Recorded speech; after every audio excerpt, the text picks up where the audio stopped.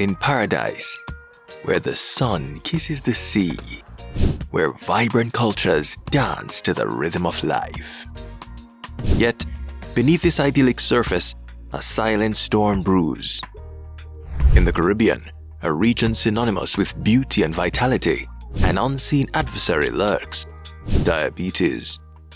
This is not just a health issue. It's a crisis that weaves through families, diminishing the vibrancy of our communities.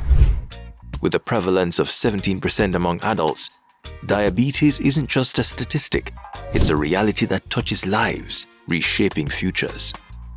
Join us in this video as we unveil this hidden epidemic and uncover the untold stories of resilience and struggle, delving into the heart of the Caribbean's battle against this relentless foe. This is more than a health alert. It's a call to action, a plea for awareness. This disease is not only a health concern, but also a reflection of our lifestyle and cultural practices. The rising rates of obesity and diabetes in the Caribbean are alarming and call for urgent attention to prevention policies and interventions. Understanding and managing diabetes, particularly type 2 diabetes, is crucial in our region, as evidenced by studies conducted in places like Barbados.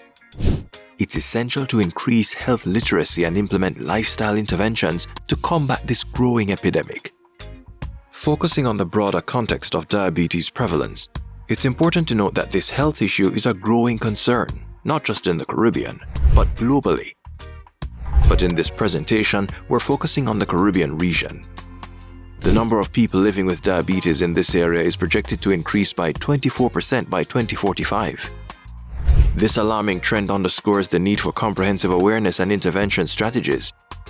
The global prevalence of diabetes has nearly doubled since 1980, highlighting the urgency of addressing this epidemic, not just in specific regions, but as a worldwide health priority. In the vast tapestry of our world, the Western Pacific region bears the weight of a staggering 717,000 souls lost to this silent battle in the past year. While in the Caribbean, the overall prevalence of diabetes mellitus is estimated to be approximately 9% of the population. In 2022, 141 million individuals grapple with the reality of diabetes, a stark reminder that this isn't just a statistic. These are faces, lives, and families impacted. So join us on this quest to unravel the layers and understand the stories, and together, let's ignite a flame of awareness that pierces the darkness. Because every statistic has a heartbeat, every number has a story, and every viewer has the power to be part of a change that transcends the data. Let the journey begin. What is diabetes? Diabetes is a chronic disease that occurs either when the pancreas does not produce enough insulin or when the body cannot effectively use the insulin it produces. Insulin is a hormone that regulates blood glucose. This disease is known to double one's chances of dying prematurely, and many countries worldwide, including the Caribbean, lack appropriate treatment options. Among the main risk factors is obesity, and as we know, its rates have increased in recent years in many countries all over the world. For instance, in the United States, more than 2 in 5 adults, 42.4%, have obesity, including severe obesity. About 1 in 11 adults, 9.2%, have severe obesity. While a cruise survey revealed that the overall crude prevalence of overweight and obesity across the Caribbean was 35.1% and 16.3% respectively, recent trends and surveys show that many other developing countries are going through an epidemiologic transition and experiencing rapid increases in the prevalence of diabetes. Along with a steep increase in the prevalence of diabetes, another main risk factor driving the diabetes epidemic is the increase in sedentarism in various Caribbean societies. Sedentarism in the context of the Caribbean paints a poignant picture of a region rich in culture, flavors, and stories, but where the modern pace of life threatens to dim the radiance of its people. It's a whispered concern amidst the vibrant markets and colorful festivals, where the echoes of tradition clash with the sedentary routines that, like ivy, entwine themselves around the spirit of the community. Let's now look at the impact of food on the increase of diabetes in the Caribbean. One key factor for the above-average rates of diabetes in the Caribbean community is certainly the food and dietary habits that we have recently developed. Traditional Caribbean cuisines typically include foods containing high levels of carbohydrates. Carbs are the nutrients with the highest impact on raising glucose levels, which increase the risk of diabetes. They also contribute greatly when consumed in high amounts to weight gain, especially if they are not accompanied by physical activity. People living in the Caribbean have gotten more and more sedentary by engaging in low energy consuming activities and have gained quite some pounds on average in recent decades. How then can this be fixed, you may ask? Well, reducing portion sizes, increasing vegetable portions, preferring a high fiber diet, and reducing carbs in our meals will definitely be going in the right direction.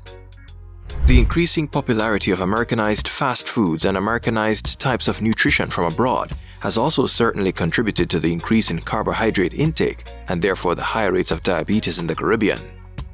The diabetes-related eye studies.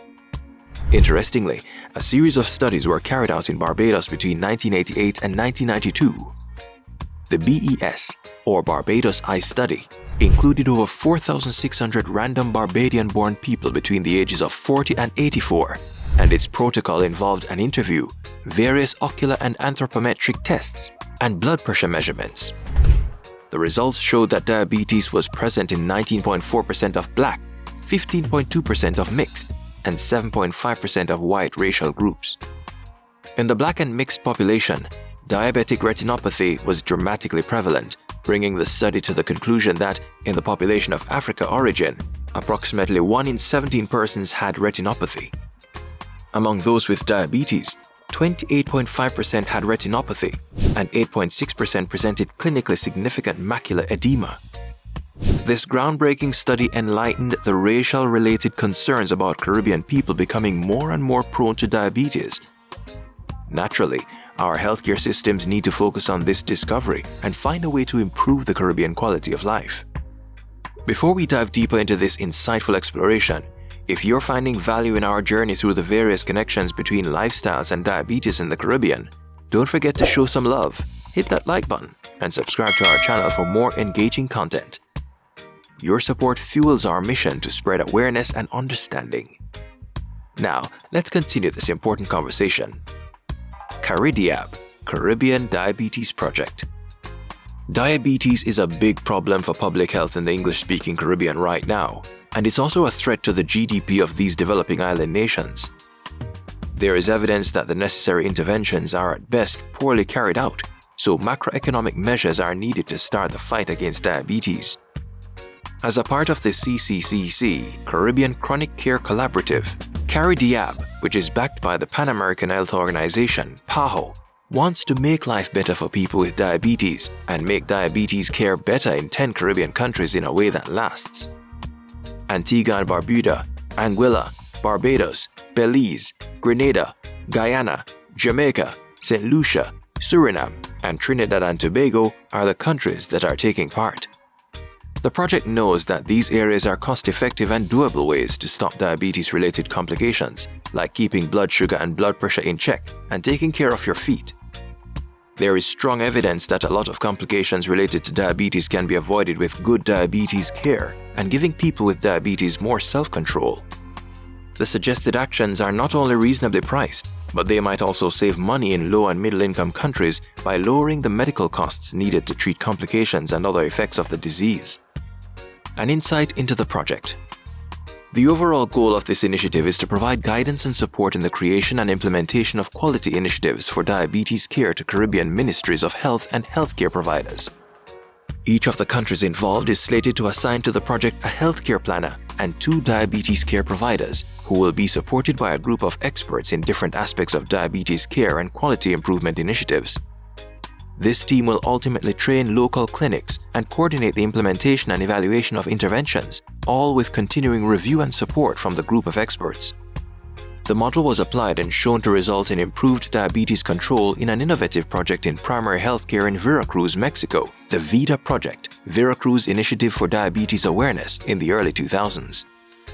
On the financial plan, each participating Caribbean country will have a budget to allocate to this project, and evidence will be collected to prove that this type of approach is cost-effective in the long run. The final goal will be to export this methodology to other parts of the world that are less well served from the healthcare standpoint.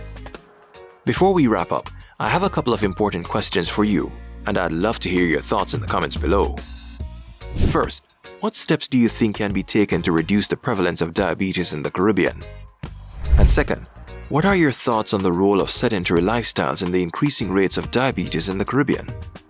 And finally, how can Caribbean healthcare systems be improved to better manage and prevent diabetes? Your insights are invaluable to us, and we're eager to see your perspectives.